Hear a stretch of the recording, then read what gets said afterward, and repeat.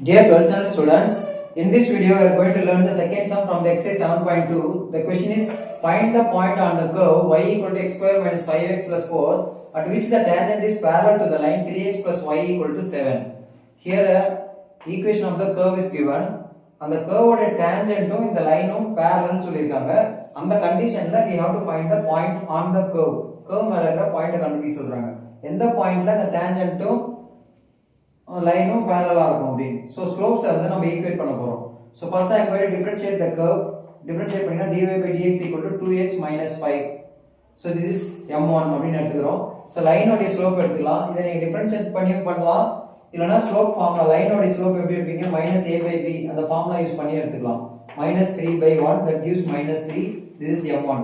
Since the tangent is parallel to the line, tangent ம் line ம் parallel இருக்கனால slopes ஓட ரெண்டு slopes ஈக்குவேட் பண்ணலாம். m1 equal to m2. So அதை ஈக்குவேட் பண்ணினா you get the value of x as 1. 2x minus 5 equal to -3. -5 position plus 5 5 minus 3 2 2 divide பண்ணினா 1. So x ஓட வேல்யூ கிடைச்சிருக்கு. x வேல்யூ எடுத்து இத சப்ஸ்டிட்யூட் பண்ணினா curve ல சப்ஸ்டிட்யூட் பண்ணனும். இதல போட்டுறாதீங்க. curve ல சப்ஸ்டிட்யூட் பண்ணினா you get the value of y equal to 0. Therefore the point is 1, 0. That's all. Thank you.